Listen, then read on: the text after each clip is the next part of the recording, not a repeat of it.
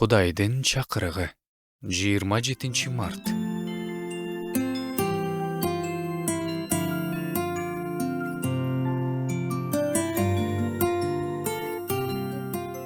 Ууруу, урдоо, өлтүрүү жана жок кылуу үчүн гана келет. Мен адамдардын өмүргө, ашып ташыган өмүргө ээ болуш үчүн келдим. Бул аяттан биз эки башка максатты көрүп жатабыз.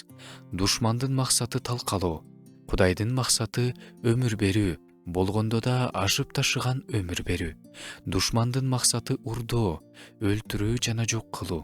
Шайтан ууру сыяктуу жашыруун иш кылат. Ал дароо эле баарын бузбайт, адегенде уурдайт. Жүрөктөгү тынчтыкты, кубанычты, ишенимди, Кудайдын сөзүн. Душмандын дагы бир максаты өлтүрүү.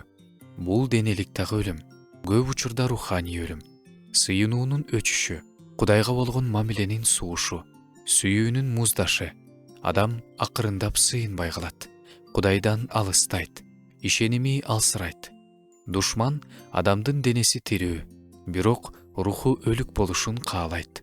Душмандын дагы бир максаты жок кылуу. Акыркы максат толук жок кылуу. Үй бүлөлөр бузулат, тагдырлар талкаланат, түбөлүк үчүн өлөт. Душман аягына чейин талкалагысы келет, жарым жолдо токтобойт. Ыйса Машаяктын максаты болсо өмүр берүү. Ал мындай дейт: мен адамдардын өмүргө, ашып ташыган өмүргө ээ болуш үчүн келдим. Бул кандай өмүр? Жүрөккө тынчтык, шартка карабаган кубаныч, күнөөлөрдүн кечирилиши, жаңы башталыш, жаңы үмүт. Бул жөн гана жашоо эмес, бул Кудай менен толук кандуу жашоо. Шайтандын максаты ишке ашпаш үчүн биз Кудайдын сөзүнө бекем турушубуз керек.